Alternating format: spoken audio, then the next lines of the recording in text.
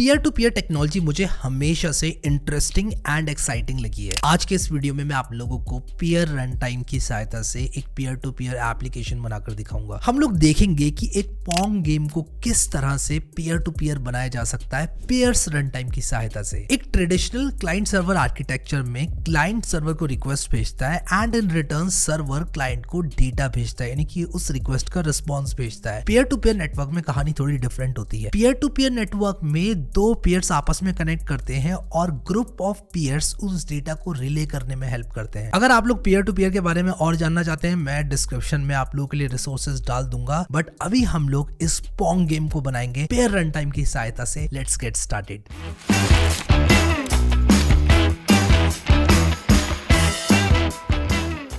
अब जैसे कि आप देख सकते हो कि मैं अपनी कंप्यूटर स्क्रीन के अंदर आ चुका हूं। मैं यहाँ पर एक फोल्डर के अंदर हूं जिसको मैं VS कोड में खोल लूंगा। शिफ्ट राइट क्लिक करके ओपन विद कोड और हमारा ये फोल्डर VS कोड में खुल जाएगा। अगर आप लोग अपनी लाइफ में पहली बार पेयर को इस्तेमाल कर रहे हैं तो मैं npm i-g पेयर करूंगा। ऐसा करने से ग्लोबली पेयर मेरे कंप्यूटर में इंस्टॉल हो जाएगा। इसके बाद मैं यहाँ पर पेयर लिखूंगा और एंटर मारूंगा और यहाँ पर देखो ये ऑटोमेटिकली मेरे लिए पेयर रन टाइम इंस्टॉल कर रहा है। ये बेसिकली पेयर रन टाइम को मेरे लिए डाउनलोड एंड इंस्टॉल कर रहा है। अगर आप लोग इस प्रोसेस को और डिटेल में देखना चाहते हैं तो आप लोग pairs.com पर जाकर इनकी डॉक्यूमेंटेशन पर जा सकते हैं।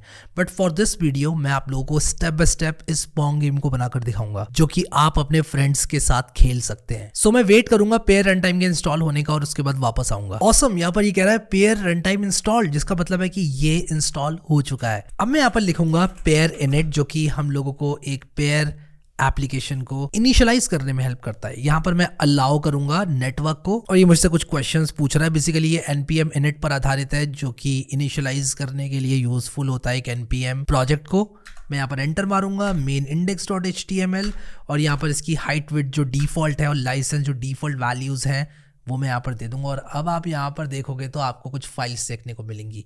आपके पास एक app.js है जो कि जावास्क्रिप्ट के लिए रिस्पॉन्सिबल है। इसके बाद आप यहाँ पर index.html देखोगे तो बड़ी बेसिक सी HTML आप लोगों को यहाँ पर दी हुई है। तो ये काफ़ी बढ़िया चीज़ है। हमारे पास एक बॉयलर प्लेट है टू स्टार्ट विद।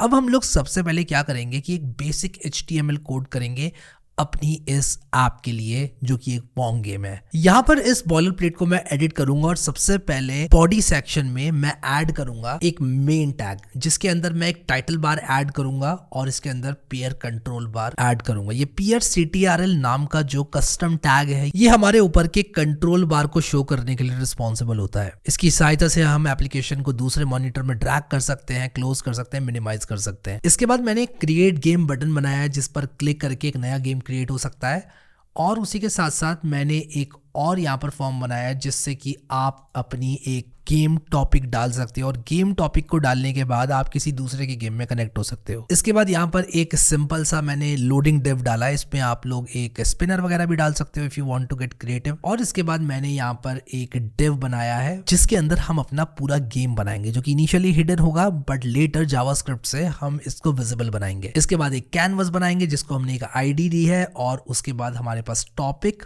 और पेयर ये दो चीजें आएंगी। पहला जो टॉपिक है वो दूसरे लोगों को हमारे गेम से कनेक्ट करने में हेल्प करेगा और जो यहाँ पर पेयर्स हैं कि कितने लोग हमारे गेम से कनेक्टेड हैं ये शो करेगा। इस केस में मैंने लिमिट करा है कि जो हमारे नंबर ऑफ प्लेयर्स हैं वो मैक्सिमम 2 ही रहें क्योंकि 2 से ज्यादा लोग पोंग गेम एक सिंपल स्ट्रैटेजी के साथ नहीं खेल सकते। इसके बाद हम लोग अपनी जावास्क्रिप्ट को ऐड करेंगे और जावास्क्रिप्ट को ऐड करके हम अब चलेंगे जावास्क्रिप्ट लॉजिक में। हमारी app.js में सबसे पहले हम इंपोर्ट करेंगे हाइपरस्वार्म को, क्रिप्टो को फ्रॉम हाइपरकोर क्रिप्टो और B4A को। यहाँ पर हाइपरस्वार्म पैकेज हमको हेल्प करता है उन लोगों को कनेक्ट करने में जो कि एक पर्टिकुलर टॉपिक में इंटरेस्टेड है। Let us say we have a topic ID और उस टॉपिक ID में जो भी 2 लोग इंटरेस्टेड है उनको साथ में लाने के लिए ये पैकेज यूज होता है। हाइपरकोर क्रिप्टो में हम क्रिप्टोग्राफिकल वाली चीजें करेंगे जो कि हम अभी आगे कोड में देखेंगे और जो B4A पैकेज है वो एरे और बफर्स के साथ डील करने में यूज होता है। यहाँ पर हम लोग एक नया स्वार्म बनाते हैं सबसे पहले ताकि हम लोग उन लोगों को कनेक्ट कर सके जो कि एक पर्टिकुलर टॉपिक ID में इंटरेस्टेड है। इसके बाद हम कुछ गेम कॉन्स्टेंट्स को यहाँ पर लिखते हैं जैसे कि canvas width, canvas height, paddle width, paddle height, ball size, paddle speed और बॉल स्पीड। इसके बाद हम एक पोंग गेम नाम की क्लास बनाएंगे जिसका कंस्ट्रक्टर एक कैनवस और प्लेयर आईडी लेगा। हम एक नया गेम जैसे ही स्टार्ट करेंगे तो हम एक नया 2D कैनवस बनाएंगे। इसके बाद हम प्लेयर की आईडी सेट करेंगे, फिर हम जो प्लेयर्स हैं उसको एज अ की वैल्यू पेयर लिखेंगे। जो बॉल है उसकी पोजीशन और स्पीड हम लोग यहाँ पर लेकर इनिशियलाइज करेंगे। स्कोर्स को हम एक एम्प्टी अरे से इनिशियलाइज करेंगे जिसमें लेटर हम लोग स्कोर्स को स्टोर करने वाले हैं।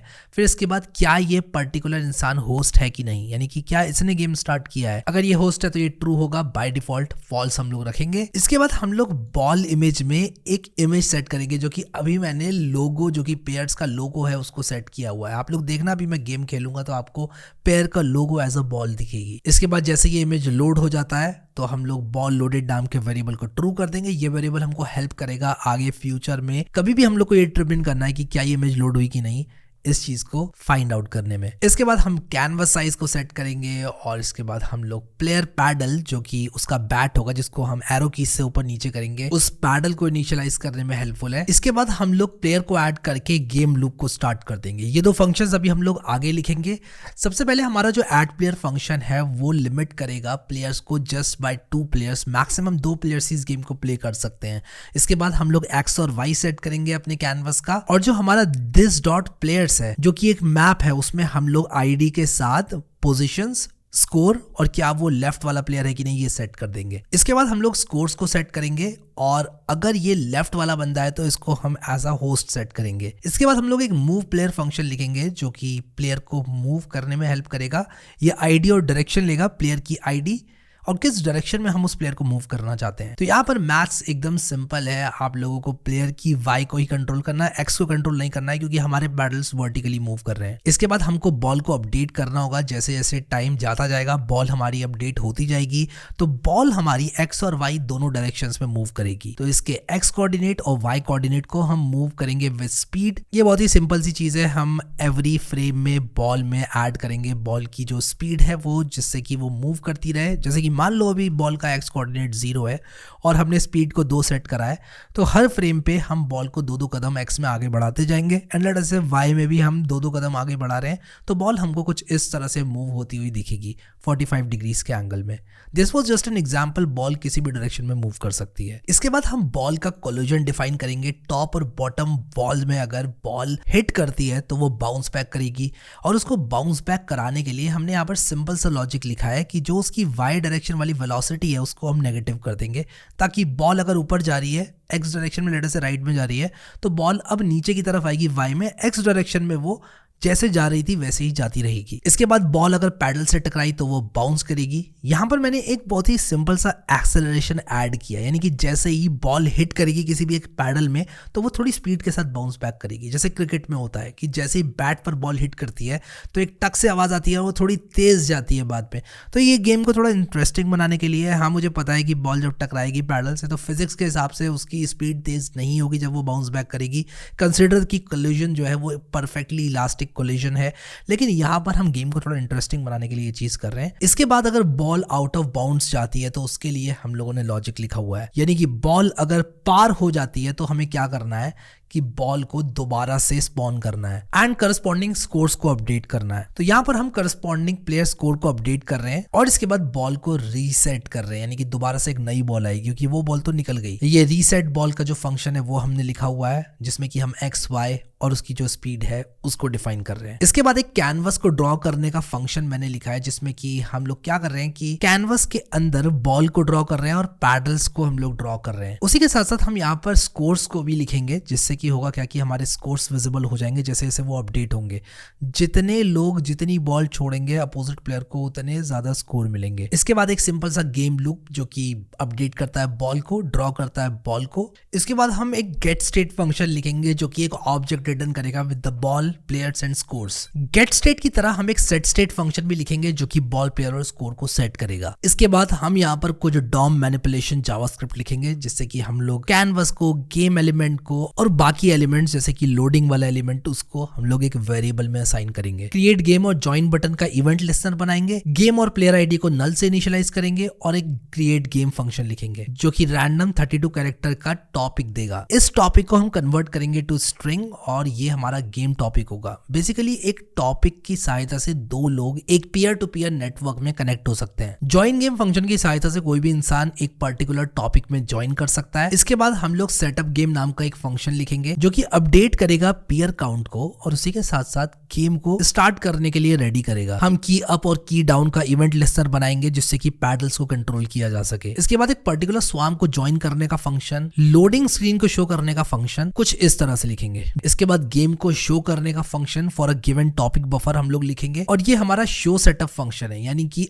अगर हमारी लोडिंग हो चुकी है तो हम गेम को शो करेंगे। इसके बाद हम लोग सारे इवेंट लिस्टनर्स को लिखेंगे और प्लेयर की पोजीशन को अपडेट करने का कोड लिखेंगे। ये हमारे कुछ पीयर कनेक्शंस को हैंडल करने का कोड है जिससे कि हम लोग डेटा रिसीव होने पर, एक पर्टिकुलर पीयर के कनेक्ट होने पर और अगर पीयर कनेक्ट कर रहा है और एरर आता है उस पर क्या करना है इसका कोड लिखेंगे। इसके बाद हम अपने पीयर काउंट को अपडेट करेंगे और उसका फंक्शन लिखेंगे जिससे कि हमारे पीयर काउंट को अपडेट किया जा सके। इसके बाद हम एक सेट इंटरवल फंक्शन लिखेंगे जो कि हमारे गेम को कंट्रोल करेगा। ये set interval function continuously run करेगा गेम लूप को जिससे कि हम लोगों को फ्रेम अपडेट होता हुआ दिखेगा। इसके बाद इस गेम को खेलने के लिए आप इस कमांड को रन कर सकते हैं और कोई दूसरा पीयर सेम कमांड को रन कर सकता है टू प्ले दिस गेम। इस गेम को खेलने के लिए आप लोग क्रिएट गेम पर क्लिक करके अपनी टॉपिक आईडी अपने दोस्त के साथ शेयर कर सकते हैं और वो सेम टॉपिक आईडी डालकर आपके साथ ये पोंग गेम खेल सकता है। अब जैसे कि आप यहाँ देख सकते हो मैं अपने दोस्त के साथ यहाँ पर इस गेम को खेल रहा हूँ और हम दोनों देखो कितना फन कर रहे हैं। अरे बाप रे, इतना खतरनाक कमबैक नहीं चाहिए भाई। अरे जीत गया भाई। जीत गए भाई, ठीक है।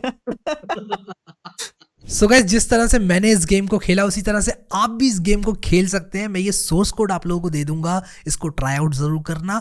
अगर बेहतर बना सकते हो ना इसको, देखो ये जो मैंने गेम बनाया ये V1 है, अगर इसको आप बेहतर बना सकते हो feel free to do that. मुझे भी कमेंट सेक्शन में बताना कि आपने इसको कैसे बेहतर बनाया। बाय द वे मुझे तो इसको खेलकर काफी मजा आया नोइंग द फैक्ट कि ये गेम मैंने बनाया है एंड ये गेम पीयर टू पीयर है जो कि पीयर्स की सहायता से बनाया है। आई होप आप लोगों को ये गेम इंटरेस्टिंग लगा। अब आगे बढ़ने से पहले मैं आप लोगों को बताना चाहता हूँ कि होल पंच जिसने पेयर को बनाया है उनकी एक हैकेथॉन होने वाली है इंडिया में जिसकी डिटेल्स मैं आप लोगों के लिए डिस्क्रिप्शन में डाल दूंगा। अगर आप लोग इंटरेस्टेड हैं उसमें तो डेफिनेटली चेकआउट करना एंड पार्टिसिपेट करना। सारी डिटेल्स मैं अपडेट कर दूंगा डिस्क्रिप्शन में आप लोगों के लिए, तो चेकआउट जरूर करना और ये गेम अपने दोस्तों के साथ जरूर खेलना। पेयर टू पेयर टेक्नोलॉजी के बारे में आप लोगों का क्या ख्याल है मुझे नीचे कॉमेंट सेक्शन में जरूर बताना। अभी के लिए इस वीडियो में इतना है guys. Thank you so much guys for watching this video and I will see you next time.